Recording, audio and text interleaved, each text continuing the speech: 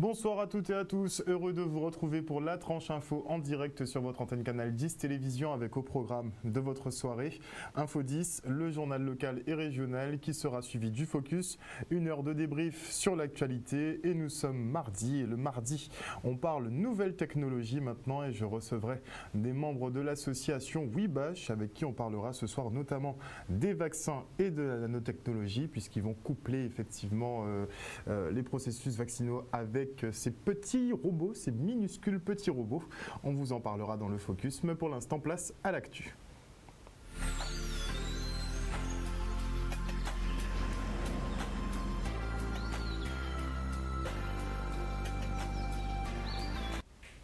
Nous sommes le mardi 17 novembre 2020 et voici les titres de ce journal. On débutera avec le point Covid de la semaine 46 qui marque encore une baisse de la circulation du virus, mais pas suffisamment pour que la préfecture et l'ARS lâchent la pression. Puis nous ferons un petit focus sur les frères Wally, créateurs de la marque d'horlogerie de luxe Alchimie, qui ont échangé avec les jeunes du lycée de Providence. Et enfin, nous parlerons de cet atelier Pôle emploi sur le développement personnel des travailleurs en situation de handicap. Et qui plus est, ce soir, je recevrai Francis Ludier qui nous parlera du webinaire de la Riviera du Levant sur la thématique « Entreprendre autrement ». Et avant de développer tout cela, on part sur le front social avec la mobilisation des salariés de la sablière de Rivière-Sens à Gourbert. Ces derniers dénoncent une mise en place caduque du CSE, le non-respect de la convention collective, le travail imposé les week-ends et la précarité d'emploi. On fait le point avec Olivier Félix. Nous en sablier à Rivière-Sens, nous en grève depuis hier matin. Encore pour dire les camarades, un jour de là, nous avons un conflit pour un patron encore qui scéléra, un patron malfaiteur et qui pas respecté pour nous travailler. Et notamment nous faisons élection à Kazaï et jour de là, il mettait simplement CSE en place. Il décidait de mettre manier qu'il voulait. Jour de là, il pas respecté la convention collective, il pas respecté et il a forcé les camarades à venir travailler samedi. Et je là, normalement, c'est volontariat, mais il a forcé à venir travailler. Sinon, si on ne pas venir travailler, c'est sanction, ou bien on dehors. Et bien, nous avons dit non, tout ça, il faut y arrêter. Et nous avons demandé aussi embauche à certains salariés, des intérimaires qui ont nous travailler dans l'entreprise là, qui ne peuvent pas remplacer les gens qui ont dans des postes effectivement qui gèrent le pouvoir. Alors, là, nous avons dit qu'il faut y embaucher ces gens-là. Alors, tous ces points-là, ça fait là, nous debout là. C'est toujours dit comme ça que le syndicat peut rentrer à Kazaï. Toujours dit ça, quoi. Mais là, ça fait les camarades comprendre. Ils essaient de comprendre ce que dit. Et aujourd'hui, là, ils ont décidé de mettre nous debout parce que trop injustice au niveau à Kayala, point là même, parce que nous commençons à venir bon, quoi. Nous avons travaillé dès là, nous avons travaillé à reculons parce qu'ils sont bons, quoi. Tellement ils sont bons, quoi. Et là, nous avons travaillé en côté à reculons, chaque matin, quand on va faire, quoi. Donc, changement là, nous avons espéré que le changement là qu'il y ait. Parce que plus vous parlez de Bamissé, il ne veut pas tant qu'on dit, il veut tant sali qu'on dit. Et nous pas dans ça encore, quoi. Nous voulons qu'ils composent avec nous, discuter avec nous, dialoguer. Normalement, cela c'est le comité social et économique. C'est pour favoriser et en discussion, tout ça, quoi. Dialogue social. Et pas ça là, du tout. On peut qui lâcher, parce que ces messieurs, c'est des patrons scélérats, nous avons rappelé, scélérats, et nous ne pouvons pas admettre qu'il y a des salariés qui travaillent dans un fonctionnement vraiment qui des entreprises qui sont salubres, et les conditions de travail pas réunies, et en cas, là, nous ne pouvons pas lâcher ça, nous commencer là. Inquiets pour leurs petits, les parents d'élèves de l'école Aristide Gillot du Gosier se mobilisent pour la sécurisation du périmètre scolaire. La circulation sur cette route départementale est dense, surtout aux heures de pointe, et sans parking ni réel trottoir, accompagner son enfant en classe devient un véritable parcours du combattant. Regardez. Ce matin, on a tenté de mobiliser l'ensemble des parents d'élèves, les riverains de l'école aussi, et puis le personnel de l'école, pour faire signer une pétition qui va accompagner un courrier qu'on a rédigé, les parents d'élèves, les délégués de parents d'élèves, à l'intention du département, pour demander la mise en sécurisation de cette route. L'école de Cocoyer est située en haut d'un morne, donc ça lui confère une situation très particulière. on est obligé de se garer le long de la départementale pour accéder à l'école et on a un vrai problème de sécurisation des abords et des stationnements. J'ai 2 enfants ici, donc une fille qui est au CE2, donc ça fait quand même un moment que je suis confrontée à cette problématique. Mon fils qui est en petite section, je suis obligée de le porter parce qu'il court partout, il a envie de descendre du trottoir puisqu'il est tout près. Et donc je suis obligée de le porter pour pouvoir le sécuriser au maximum. Et les voitures nous frôlent, c'est vraiment très très dangereux. Il y a un trottoir matérialisé qui est pris d'assaut par les voitures parce qu'on manque de stationnement. De l'autre côté de la route, il n'y a pas de stationnement matérialisé, mais des voitures se stationnent aussi. Donc quand on descend les enfants, on est obligé de traverser la route rapidement pour venir sur la partie la plus sécurisée, mais qui ne l'est pas totalement. Donc des deux côtés, de toute façon, on est en danger sur un axe qui est très fréquenté le matin. Et voilà, on a besoin de solutions pour essayer d'améliorer cette problématique de sécurité qui existe depuis toujours. On veut sensibiliser le département à cette problématique et essayer de trouver des solutions pour améliorer la sécurité des enfants et des parents. Après 7 semaines consécutives de baisse de circulation du Covid-19, la préfecture et l'agence régionale de santé estiment que les efforts ne sont pas encore suffisants. Les chantées de Noël et autres carnavals sont toujours annulés pour éviter une reprise de l'épidémie qui n'en a plus que le nom bientôt. Le taux de mortalité est de 1,7% et est inférieur à la moyenne nationale fixée à 2,2%. Le taux d'incidence passe de 51 pour 100 000 habitants à 31,11 cette semaine. Nous sommes donc en deçà du seuil d'alerte fixé à 50, mais au-dessus du seuil de vigilance qui est de 10 pour 100 000 habitants. 4 nouveaux décès sont à déplorer et tous les cas présentaient des comorbidités dues à des maladies chroniques, comme la plupart des décès d'ailleurs. On écoute Valérie Denux, directrice générale de l'Agence régionale de santé. Sur le point épidémiologique, nous avons donc une confirmation de la tendance à la baisse avec 121 cas cette semaine, près de 1600 tests qui ont été réalisés et nous n'avons pas eu de nouveau cluster donc, qui s'est déclaré cette semaine. Le taux du coup d'incidence est de 31,11 contre la semaine dernière en taux corrigé, il était donc à 51. Nous avons le taux de positivité qui diminue lui aussi puisque il était autour de 10 la semaine dernière et là il est à 7,6. Et puis un R, le taux de reproduction du virus, qui lui aussi a diminué puisqu'il était à 0,75 la semaine dernière, il est à 0,62 cette semaine. Donc on voit qu'il y a une tendance à la diminution, mais nous sommes toujours au-dessus des seuils de vigilance, je les rappelle. Le taux d'incidence c'est 20 pour 100 000 habitants et le taux de positivité c'est 5. Donc il est important de bien comprendre qu'on n'est pas encore descendu au-dessous de ces seuils de vigilance, mais on est maintenant en dessous des seuils d'alerte. On est entre les deux. On est dans une zone un petit peu encore quand même potentiellement de bascule. Et donc j'appelle évidemment à la grande prudence. Je terminerai en disant que nous avons donc un taux de mortalité en Guadeloupe qui est de 1,7%, alors que des cas par rapport aux cas, alors que dans l'Hexagone c'est 2,2% des cas.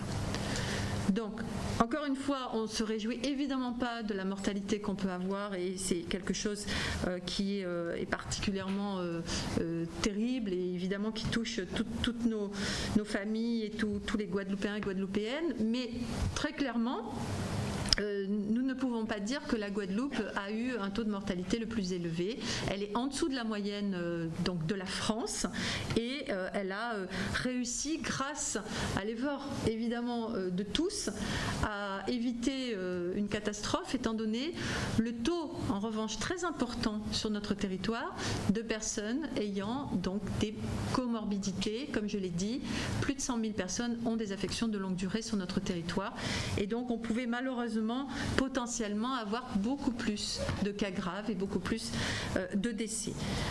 Pour cette semaine, malheureusement, nous avons encore à déplorer 4 décès sur notre territoire. Et afin de venir en aide aux Africains victimes du pillage de leur continent, il y a une association qui s'appelle Espoir Santé Afrique qui a mis au point un dispensaire mobile. Et ce dispensaire sillonne le pays pour porter des soins là où il n'y en a pas, tout simplement. Une initiative auquel les lycéens de Félix Proto ont souhaité prendre part en collectant des fonds. Regardez. Alors d'abord un projet qui a été initié à l'issue d'un événement douloureux, puisque j'ai perdu mon père dans des circonstances assez particulières. Il est mort d'un infarctus dans un environnement où il ne pouvait pas être pris en charge. Et donc de là a germé l'idée de faire ce projet associatif qu'est Espoir Santé Afrique, pour enfin créer une chaîne de santé solidaire qui traverse nos frontières et qui va donc aller toucher en général par son dispensaire mobile, dans le concept innovant que nous avons mis en place, des populations enclavées dans des régions où parfois l'accès de soins est très très compliqué. Eh bien c'est venu d'une idée, d'une rencontre de ma CPE, Madame Pierrin, avec les personnes de l'association. Et cette idée a germé de faire aux élèves un challenge pour prélever des fonds pour les enfants, pour faire quelque chose de durable en Afrique du point de vue de la santé. Et tout de suite, les élèves se sont mobilisés. Nous avons 22 classes. Et bien ces 22 classes se sont mobilisées et c'était un challenge à celui qui rapportera le plus de fonds.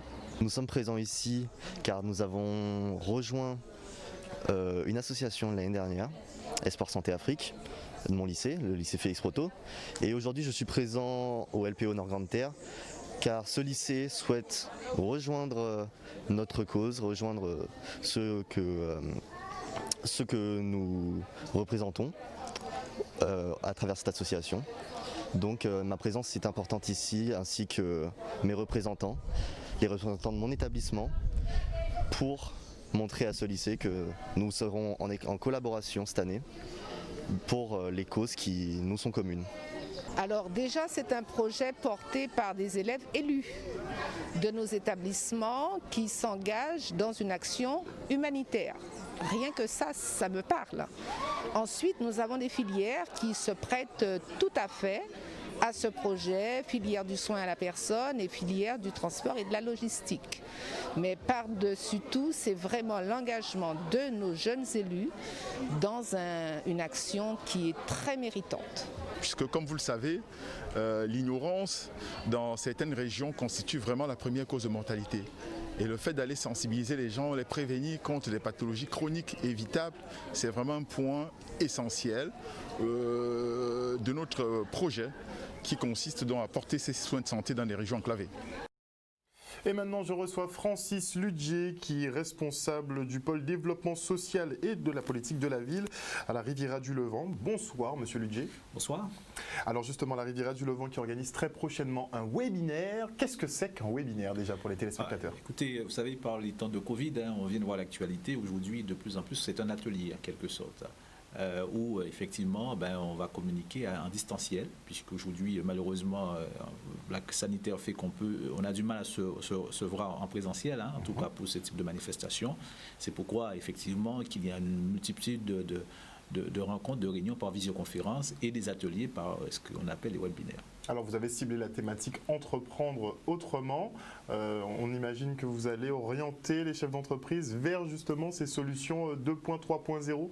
Oui, alors ce qu'il faut savoir, c'est que nous sommes dans le cadre du mois de l'économie sociale et solidaire. Donc c'est une manifestation nationale qui est déclinée au niveau régional par la CRES, qui est la Chambre régionale de l'économie sociale et solidaire des îles de Guadeloupe. Et cette manifestation qui se tient généralement au mois de novembre a pour but d'initier, de faire mieux connaître les initiatives qui relèvent du champ de l'ESS, l'économie sociale et solidaire, et aussi quelque part de dire, voilà, c'est une économie aussi qui aujourd'hui, on le voit avec la crise sanitaire, c'est une économie de résilience, puisque ce sont des porteurs de projets, ce sont des associations, ce sont des mutuelles, ce sont des coopératives qui mettent en avant ce qu'on appelle le capital humain.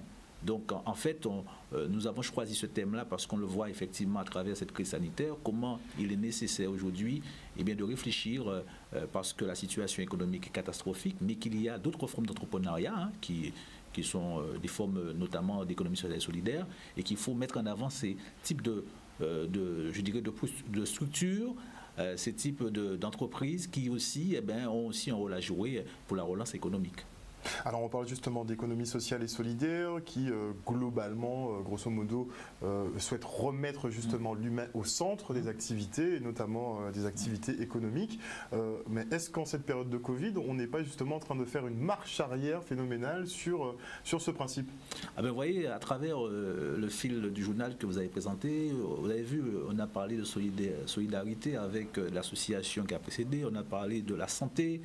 Et on parlera aussi de la vie associative. C'est vous dire au contraire, c'est une économie de résilience. Et aujourd'hui, plus que jamais, on voit que la fragilité du tissu économique qui fait qu'il faut aujourd'hui aussi privilégier d'autres types d'entrepreneuriat. Alors, généralement, chez nous, nous avons des tout petites entreprises. On a à peine des... Mais ce sont celles qui souffrent le plus, concrètement. Exactement. Et donc, on voit quand même que nous avons un tissu économique qui prête à cela. Et qu'il y a beaucoup de gens qui font de l'économie sociale solidaire sans le savoir, quelquefois, puisque c'est quelque chose, effectivement, qu'on fait à travers les associations, on fait à travers, effectivement, les fondations, mais aussi les coopératives. Il faut savoir qu'il y a 16% de l'emploi privé qui relève du champ de l'ESS.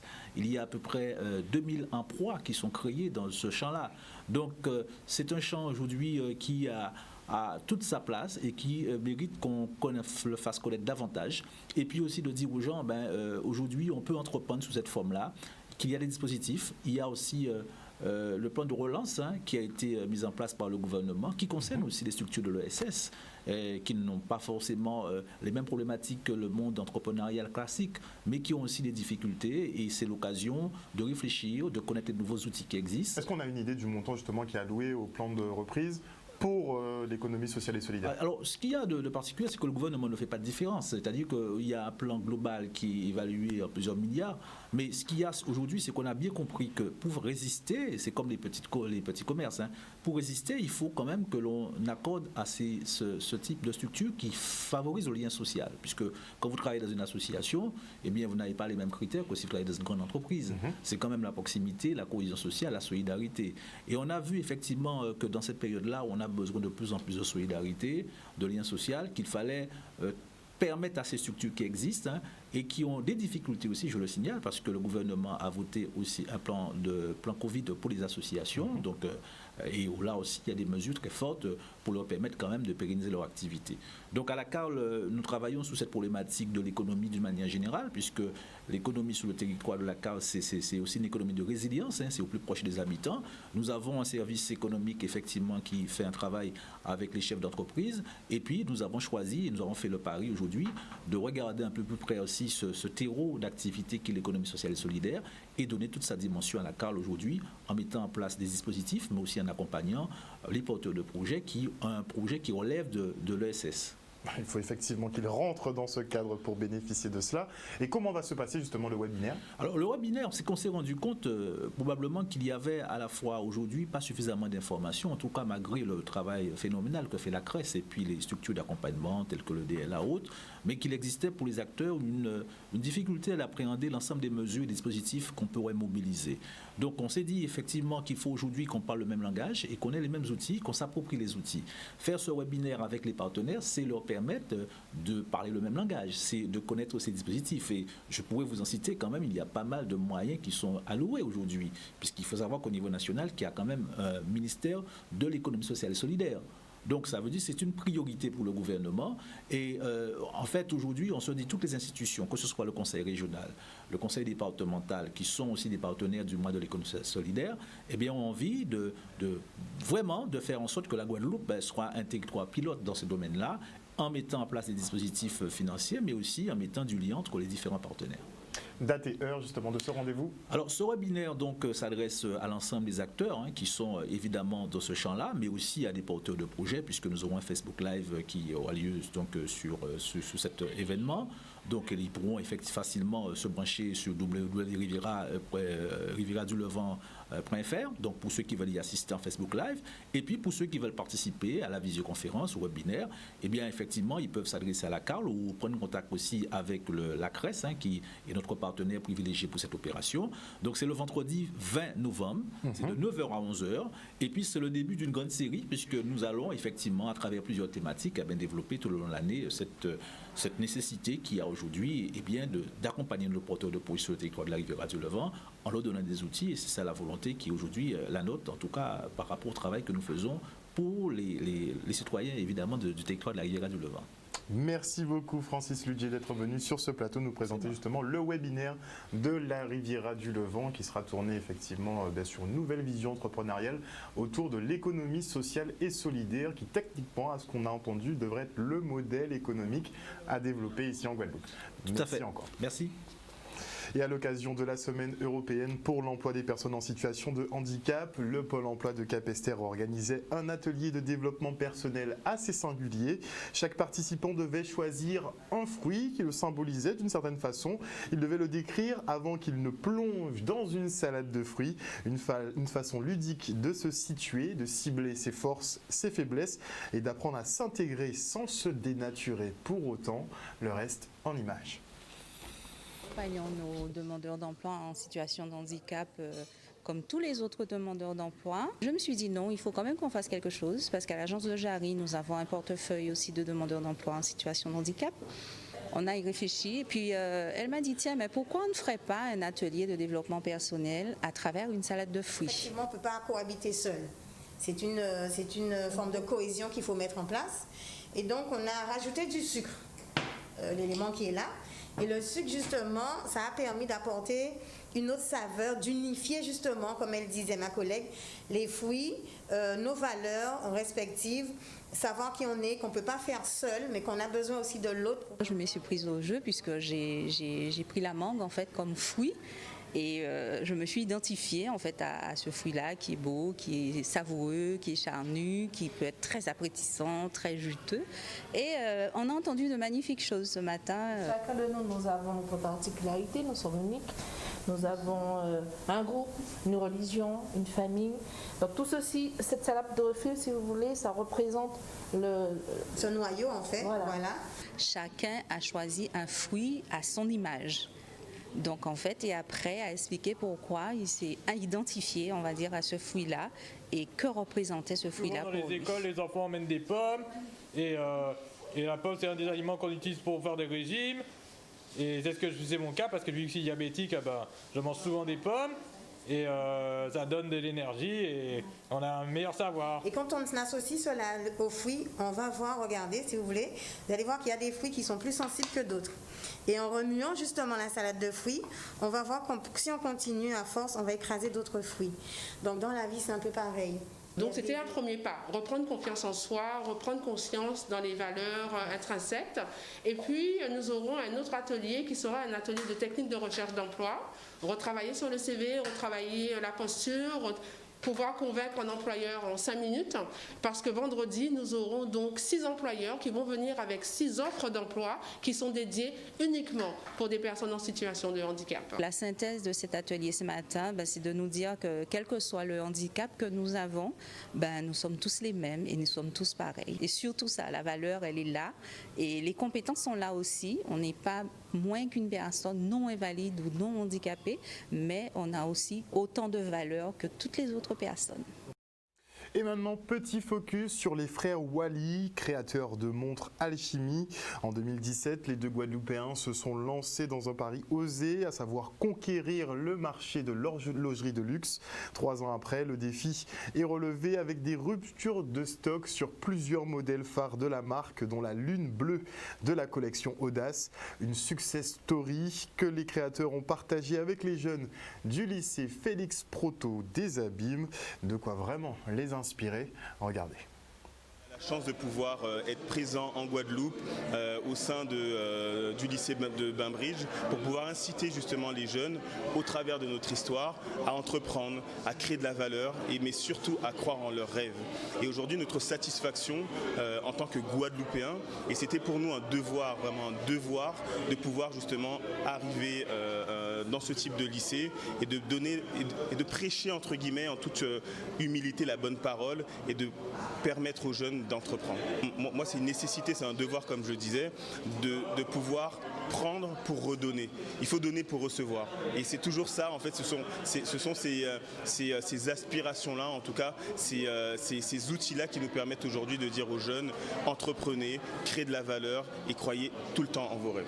J'ai appris que si on a un projet qu'on tient vraiment à cœur, vaut mieux et qu'on y pense, on y pense souvent, faut quand même penser à se lancer si on peut, si on sent que notre place n'est pas la bonne.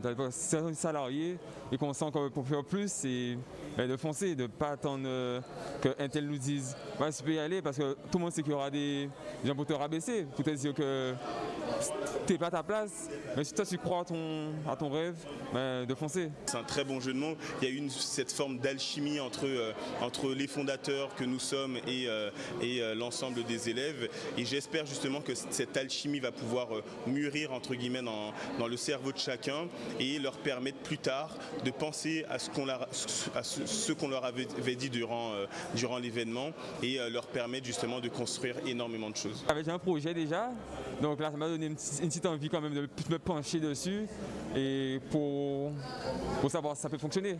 Quand tu fais preuve de persévérance, de détermination, d'audace et que tu es bien entouré, quel que soit le temps que ça peut te prendre, tu vas toujours réussir un moment ou un autre à exceller dans ce que tu fais. Même si ça ne fonctionne pas, de le lancer quand même, et si ça peut fonctionner, pour savoir si ça va fonctionner, c'est d'y aller, donc autant foncer. Aujourd'hui, quand je vois les questions qui ont été posées, les questions qui étaient très pertinentes, j'ose croire justement que les jeunes d'aujourd'hui ont justement cette capacité à faire que demain sera un monde meilleur. Un reportage signé Stanley Manicor et Ilan Boudin. Et on souhaite effectivement une longue vie à cette marque de montre Alchimie. Voilà, chers téléspectateurs, nous sommes arrivés au terme de ce journal. Merci pour votre fidélité. N'oubliez pas que sur Canal 10 Télévision, vous faites l'information que nous diffusons. Le journal local revient demain à 18h30. Passez une excellente soirée à l'écoute de nos programmes. Bisous.